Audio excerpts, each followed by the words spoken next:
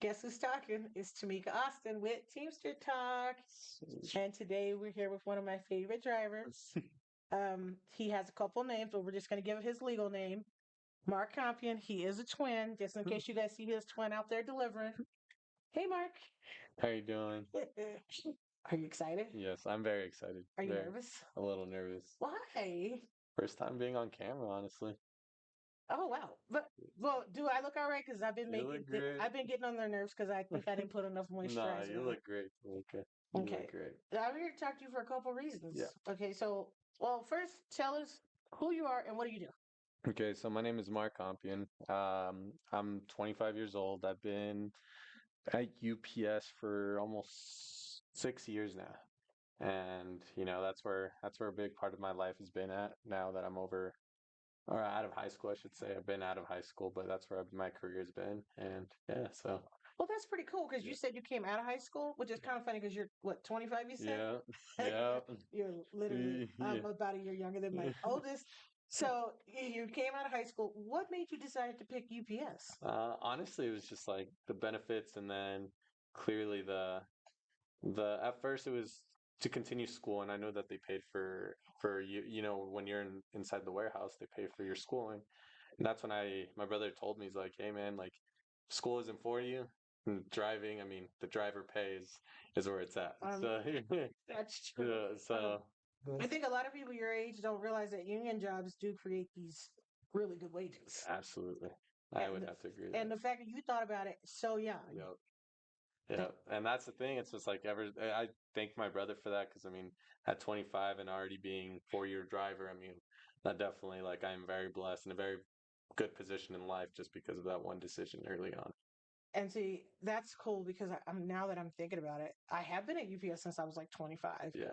and I was a single mom when I started working at UPS Mm, at 25. I had my oldest, I think he's about a year old, mm, and then it just kind of morphed mm, into all of this, and then the fact that you're so active, because mm, like the fact that well you're a union steward. So, to our audience, we'll tell you what a union steward is. We represent members. mm, We advocate on behalf of workers. absolutely. Um, we're kind of like the mediator between management and our members. So, like, if you work at, I can say Chick-fil-A, they don't have a union. So, Mm, if you just work at Chick-fil-A and your boss is being mean to you, you go in by yourself, mhm. and then your boss is not so nice, and then you feel intimidated because there's nobody to advocate on your behalf. So, as a steward, that's what you do, right? Absolutely, yes. I think the union, and most people aren't even educated in the side of union because they never have to deal with the union. And I think that is like it expanded my world because I see how my dad has gone treated in his past jobs, my family, and you don't get the opportunity to like truly even defend yourself because one bad word, one bad phrase could end your career, a 10-year, 15, 20-year career at any job. And I think the union does an amazing job about that. It allows you to like, have the ability to defend yourself and have somebody to defend you. And I think it's something that that's why I got into it in the first place was just because like now I have someone defending me, but I also want to defend other people. See, I agree with you. The FedEx guy that used to be on my route, Hmm. one day I said, "Hey, where'd he go?" Hmm. And so then one of the other FedEx guys tells me they have cameras in their truck, but theirs can actually see Yeah. in the cab. And I Hmm. guess he had a bad day. We all have bad days. Yeah. And he had a bad day, and he was fired Hmm. for having a bad day versus, well, one, our cameras can't face us, and Hmm. like they just can't fire us Hmm. for having a bad day because you got the union steward that goes in there, and then we It's a kind of handle process. business. Yeah. It's a It's a full process. process. Yeah. To get someone, I mean, to get someone out of UPS or in any union job, I should say, it's a process. That's a fact. But So, but it's kind of cool because like everybody's union is set up yep, differently. absolutely. Every contract is different. Absolutely. Um, it's a process, Mm, so you don't have to panic because maybe you had a bad day. mm, I could say the FedEx guy. I think he was throwing boxes or something, mm. and that bad day was used to end his career. And he was like a 20-plus year guy. He had like Exactly. 6 kids, and I'm like, well, dang, he can't just have a bad day. Mm-hmm. And FedEx said, oh, no, you will not have a bad day in the back of our trucks. Mm-mm. No. And so, So you like being a steward? yeah. Yeah. So now I'm going for a little over a year now. And like I said, it's just like you just expand on everything. You expand your knowledge. You really get to see how, like, just how people react to certain situations. You get to learn a lot. And the contract is like, just like a lot of people don't even know what, even 15, 10-year drivers don't even know what the contract is yet. They really don't. And it's just like, it's awesome just being able to give them the opportunity to like, I get to retain information really well. So, I mean, I pass that information forward, and that I feel like that's like, that's a big help in our center. So the reason why we asked you out here today is because you did something really cool, which UPS and the union and everybody recognized you for. We wanted your mom here for this. Yeah. Maybe we'll be able to get her another time. I know as a mom, Mm. I would be so proud. But just so you know, do not get sick or get hurt in front of my children. They are very good at dialing 911 real fast. Hmm. But you did something extra cool. Will you tell our listeners what you did? Yeah, absolutely. So October 31st of last year, I was making a delivery at a Metro PCS, and when I pulled up to the Metro, I walked up and I noticed to my left that a man was seizing. And so well, I was always taught you're not really supposed to. I took a first responders class when I was in high school, but I was always taught you're supposed to ask for permission. So I went inside the store, and when I looked, I saw his wife. I saw his wife, and his wife was freaking out to the Metro guy, trying to get 911 called. She's never. That being said, the husband has never had a seizure before. So this is his first seizure. So she didn't know how to deal with it. And I guess it was just from knowledge I've seen in the past. I give a shout out. I actually have a cool story on that. I saw it. The first time I ever saw someone having a seizure was in high school, and my high school teacher, his name is Mr. Rovier. I saw him doing the exact same thing that I did. So I guess I just, from past experience, I definitely just let that, I showed it for it. So I give a shout out to him. And then, but that being said, when I went to the car, I noticed that his face was pretty pale and his lips were turning purple. So I mean, I didn't do anything too crazy. All I did was I was always taught to let's make sure that they have room to breathe, clear their airways.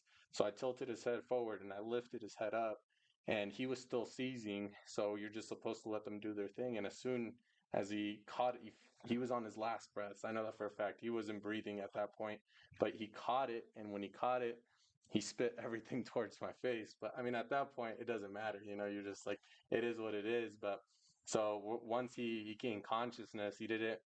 Once someone gains consciousness from a seizure, they're still not all there. And he didn't know who I was, so I asked his wife to step forward. And then at that point, I mean, I had already done what I did, so he gained consciousness. He saw his wife, and 911 was brought, and I stayed there until the paramedics got there. So it was a very See, I've never heard this story. yeah. Yeah, so it was a crazy experience. It was a very crazy experience, but it was good. Well, thank you. Yeah, I'm pretty sure the wife, I hope she gets listeners. yeah. Thank you, because that's what that's what you do as a person. That's a Mm, testament to how you were raised and the mm, fact that you thought like that. right. And the fact that like what you put into action is something that Teamsters, if you anybody gets a chance to go look at the history of Teamsters, one of the thing about it is community service and helping each other. There used to be a time way long ago, Jake can probably tell us when, where you would tell your family if they were stuck on the road, find a Teamster. That's not me making stuff up. If Karen Jones listens to this episode, she can confirm. If anybody wants to find Karen Jones of Teamsters, she is the IBT historian. She will tell you there was a time when you sent people to Teamsters because Teamsters helped the community. Awesome. So whether you knew it or not, you kind of did the embodiment of being a Teamster. And what Mm, community service and all of that. You actually do represent a lot of the founding values of mhm. being a Teamster because it was about community service and community work. And there used to be a time when people would go to church and they would go to the union hall. And I kind of feel like we need to get back to that, That's get back awesome. to doing that. Hmm. Because when there was more community involvement, we had more activism and we had more people that cared and more people that knew what their contracts were. Yep. So whether you knew it or not, I bet you didn't know that about Teamster Yeah, no, history, that's did you? awesome. No, not at all. That's crazy that you say that. I mean, that's That's am I lying, Jake? It's literally Karen Jones has taught this. I don't know how many times you ever get to take a class with her. Literally, there was a time when they would say, "Hey, you need help? You stuck on the side of the road? Mhm. You need food? You need?" They would send you to a Teamster. Swear to God, you'll trust me. You're true. Come on, that's crazy. I never heard that one before. It's That's true. awesome. Our founding fathers, our first executive board was probably the most diverse before there was like all the civil rights stuff because I forgot when we were founded. But literally, our founding fathers had like this diverse board where they did not care about race or creed or religion. It literally was a principle of workers. You're in shock, aren't you? Yeah, no, I'm Just so supposed you to know, they got books upstairs. be. Don't tell me. Well, I guess it's not a secret anymore. I have an inner nerd Mhm. that lives inside of me. So, like, the places I like to go visit for vacation, I like to go to DC because I like to walk around. The history, you like the And then history. I like the history part.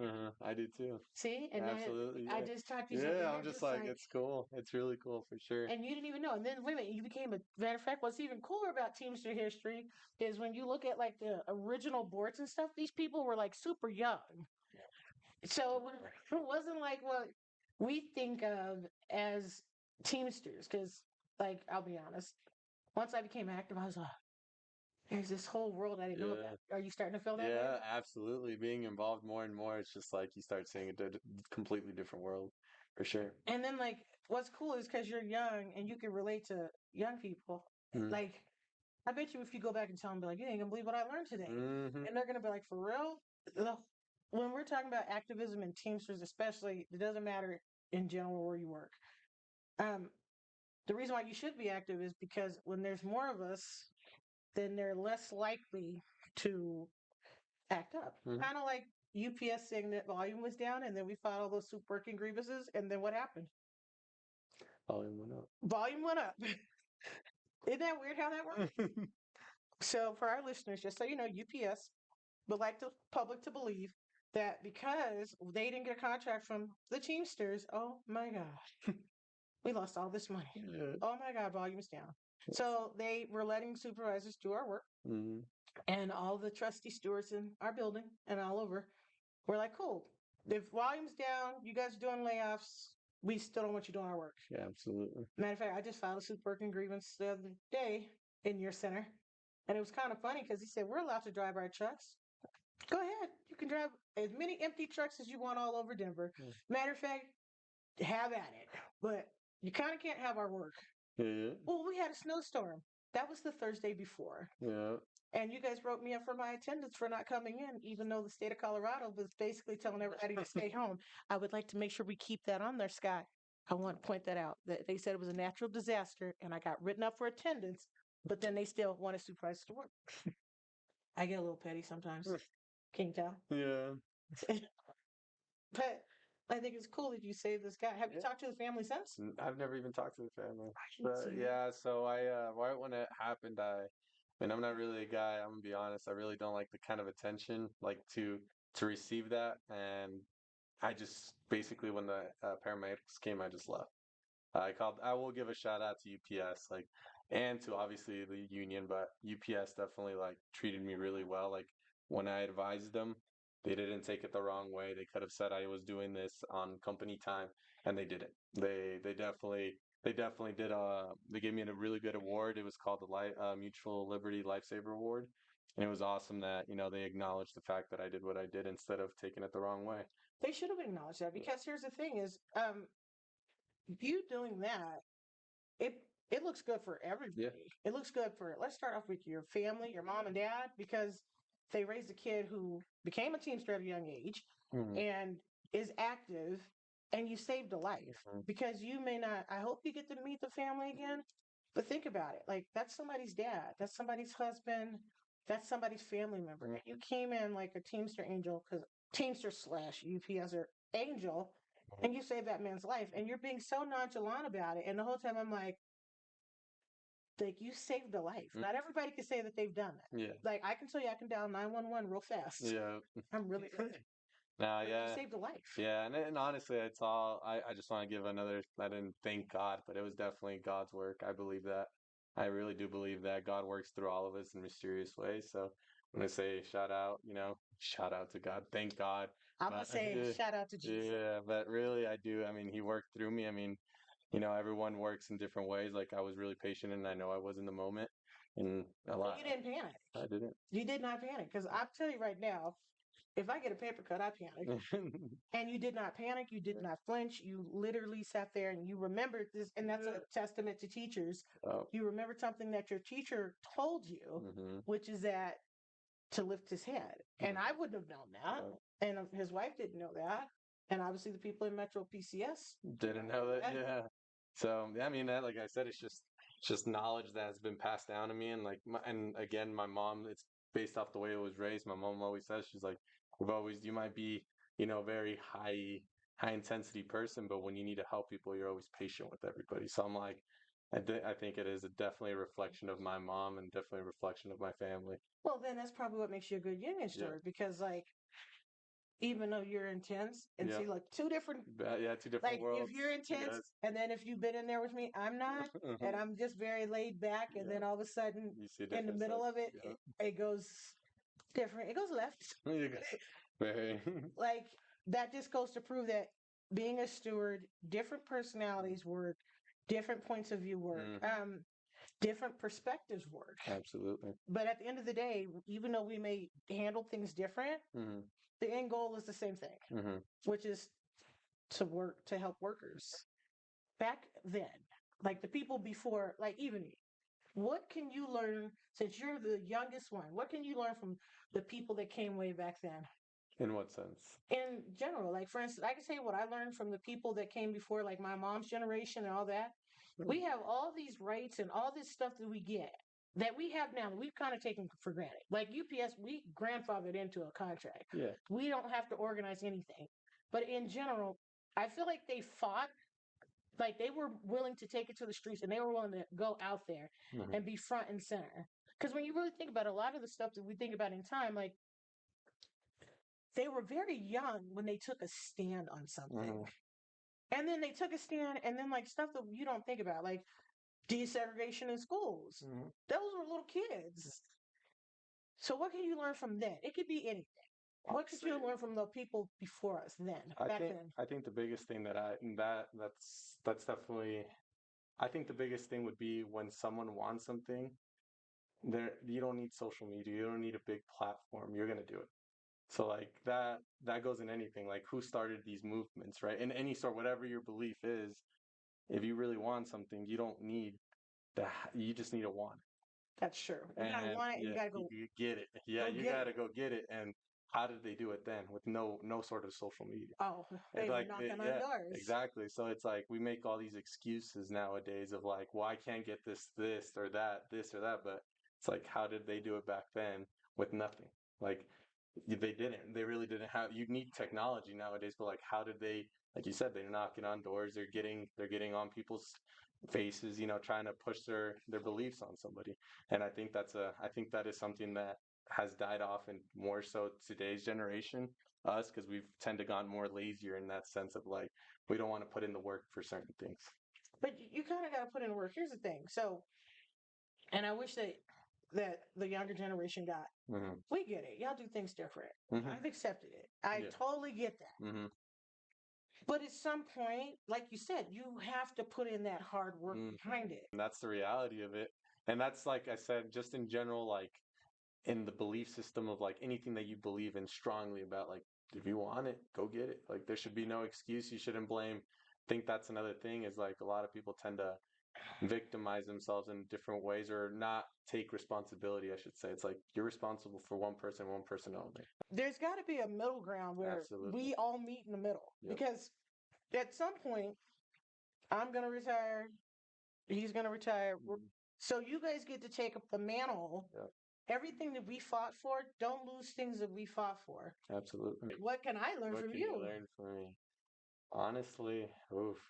I mean, you're very open-minded, and this is something that I always say. It's like be just more open-minded on the generational differences, and you just admitted to me that you are. You know what I mean? It's like you're like I've already accepted that your generation's this way, right? And I could just say like, we are very different. Each time, each century is going to change. That's a fact. Like you've already realized that, maybe your kids think completely different from the way you think. The way your mom raised you and the way you've seen life. I mean, you've already started seeing that more and more. I'm not saying like don't be hard on your kids or whatnot, but it's just like you're aware of what social media and the world, how much control like the views come around your children. Well, yeah, I have a 15-year-old, Yeah. and so it's kind of funny because like this morning is a perfect example. In my mind, I'm like, okay, cool. I need to leave my house by this time because I need to be at this place at this point. And so the goal is to leave at 7:20 so I can drop him off and then go on my way, right? 7:18, he's like, I need to brush my teeth. Oh my God. Oh. So then I'm like, because I get in his mind, he's like, well, what's the big deal? In my mind, I'm thinking, I got Jake, I got Scott waiting on me. I don't know what traffic's going to be like where we're going. Mm-hmm.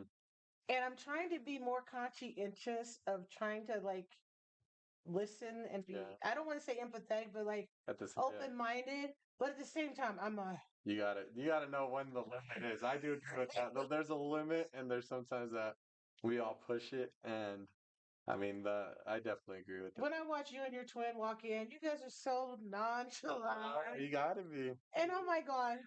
Because in my mind, when I first became a steward, like you guys, dude, I felt like, and I don't know if Scott felt like this, but I felt like I was always at work. The first like Yeah. 6 years, I felt like I was always at work. I was like one of the first ones there. And then I would get back to the building and there would be more stuff. And then I'm like, dang, they're so calm. They're not stressed out. They're not popping gray hairs and needing ashwagandha and sea moss. So I'm always amazed at like, yeah, I don't want to say I don't let it get to you, but you guys are, I feel like you guys are calmer. Yeah. Or am I wrong? No, you're absolutely right, and I think that came from a lot of just like knowing what I signed up for. Like we all like you as a driver, you know this better than anybody, and you've had years of this. But it's like the job, the reason we make good money isn't because of the job itself. It's what comes with the job. It's the stress that comes with the job. Being told you're staying out 14 hours. Like that once that got through my head of Mark, you made this decision. You decided to sign up for this job. Like this is sometimes what's going to come with the job. The stress, you know what I mean? It's like you either come in with a bad attitude or a good attitude. And I did my own little like mini study of like just Lakewood drivers. Who are the guys that've been there the longest? It's the guys with the good attitudes. Salgado, Yeah, like Butch. they in their heads, it's like you got to just think, hey, today's a 14-hour day. If I get off early, that's a plus. And it's all the way, it's all perspective. It's like we all know what we signed up for. We're all gonna have our bad days. You know what I mean? And it's just like the second you let it get to you is the second the job won. And it's like I can't. Me and Christian say the same thing. Hey, man, it's like we make good money, we got good careers, we provide for our families, and it's like why come in with it? We have the ability to like. I've been to Mexico and certain parts, third world countries where most people can't even afford to get their first meal of the day. I'm like, I'm blessed. I have a roof over my head. I got food to eat every single day. I got great people surrounding me. Like, why do I have to be so negative? I see. I wish more people thought like that because when you said that, you're 100% right. Like it's kind of like when you accept it for what it is, Mhm. like it's just like oh. And then I don't know about you, but sometimes I feel like I go to work and just hang out with my friends. Like my customers are my friends. Yeah, Like it's not even a secret. yeah, Like I love everybody, yeah, but like there's certain customers who just know. hmm Yeah, customers that listen to this podcast yeah. because they love me and I love them, and so it's just you're right. It's all a matter of how you think about it. It's what you would give out to the world. It's what you'll receive. So I mean, if you're constantly being negative, your life's going to be negative. And then when you go around saving people, Yeah, yeah. I mean, that's a you plus. never, dude. I'm like going when I heard you save somebody, I was like, and then when uh, you tell the story, I'm like going, uh, it's crazy. Yeah, like I said, it's just. I mean, it's all through God's work. I'm a strong believer in that for sure. So I think that I'm still, I'm like going, wait a minute, I have a question. So how did your twin feel? when That's the way we're going to distinguish. How did your twin feel once you saved somebody? so I hope UPS doesn't see this. But he was on the call with me, right, when things were happening, and he was just like he's on the entire time, right? And he's just like, man, he's just like, Mark, is this really happening? And I'm just like, yeah, man. I was like, yeah, you could hear. I was like, yeah, I'm whispering it, and he's just like, man, this is crazy. Like he's kind of freaking out, and then he hears me doing what I'm doing, and he's just quiet. But then after that, he could tell the guy was good. And I just hear him make a comment. He says, "What can the brown shield do for you?" So I'm just like, yeah, UPS can't do anything. I mean, even if he's on the phone, it's yeah, like, really? yeah. Regardless, yeah. So he was really positive about it. He's the one, like I said, he's been very supportive till the from the beginning. It's just like, I mean, at the end of the day, it's just I didn't think much of it until, like I said, UPS did what they did, and in the union made the article about me, which was great and awesome. But I never thought anything of it, and then till now, I mean, it's still getting brought up, which is awesome. Recognition is great. Well, yeah, because we wanted to talk to you because Yeah. we want people to see a different side of Yep. Teamsters. We want people to see that Teamsters, we are a part of your community. Yep. And when we are a part of your community, you just never know. Like, your UPS driver may have saved a life. I'm going to be honest, for y'all listening, not all of us are saving lives. I will dial 911 real fast. That is my disclaimer. If you pass out with me, I'm just telling you right now, I might panic myself. I might be laying there with you. But not all of us save lives, but there are a huge chunk of amazing, wonderful UPSers, Teamsters out there. And so we wanted to highlight you because Appreciate it. we thought that was pretty cool. Yes. And I'm glad that Liberty Mutual, recognized what you did. I'm glad that the local did because when you did it, I heard about it immediately. Mhm. And so, like I said, I was like, maybe it was me being biased. I thought you just dialed 911. And then when you told the story, I'm like, oh, I feel like Yeah. He decided to. it was a little bit more Yeah. serious than you just dialing 911. Yeah. That is Awesome. so cool. If I was your mom, Yeah. I know Yeah. she's proud. Oh, she's extremely proud. She definitely like. No, I'm very grateful. My mother is been my day one for sure. She was there to support me through all the stuff that Do you happened. have siblings? Yeah, I got a brother and a sister. Did they be like, look at you trying to upstage us? No, my sister, they're actually like, we're not a jealous family at all. My sister was there when I received the award, and she received me, I should say, and she was very like proud of me. She told me she was proud of me. She's my younger sister, so it felt really good that, my brother too, like he was unable to go, but then my dad is extremely proud. I mean, they showed off, the family. They took pictures of the award. It was a really nice award. I'll give them that. It was a really nice award, but I've never eh, seen them give it to anybody. yeah. I guess from my understanding, my Hubert, my manager, he's only given out one in the last like 20 years or something outside of mine. It's like, oh shoot, it's just pretty cool. That is one in Yeah, 20 years. That's yeah, crazy. yeah. So I was just like, man, that's awesome. Honestly, it was really cool, really really cool. Leaner, meaner, greener. Right? Okay, what's that mean to you? Tell us what the lean part means. I mean, isn't it supporting the local Well, dispensaries, right? well, no. Okay, so Oh, when we say leaner, what does that mean to you as a local? What do you think we're trying to convey when we say leaner? oh, We're gonna come back to that. Okay, let's go okay. with the M part, the meaner part. The attitude. Oh, Definitely the attitude on that one. And then greener, oh, go ahead. obviously. Yeah. That one speaks for itself. No, Greener. go ahead, because everybody's got different versions. What's your version of the greener part? Just more green, I guess. What kind of green? See, look, you were going for weed. Yeah. For all of our listeners, I'm just telling you, there is a huge section of us that do not smoke weed. Now, if you're not in Colorado, I get it. If you're from, let's say, my home state, Texas, who is very anti green, being marijuana, you have every right to have that thought. But the truth of the matter is, when we are talking about green, we are talking about weed. It's not a secret. But green also means money. And what happens is with the cannabis industry, they are making a lot of money on the backs of workers. So what we're saying is, of course, we're not hiding what the green part means. But we're also talking about money. We're talking about bigger contracts. We're talking about money. We're talking about how our members provide for each other. Know your power, use your power, union power. Please follow us on all of our social medias and like and share our pages. We have Teamsters Local 455, the Facebook page, the website, teamsterslocal455.org. We also have Teamster Talk, which you can follow us on Facebook and Instagram. Thank you so much for listening to us today. Thank you, Mark, for coming and allowing me to pick your brain. Thank you.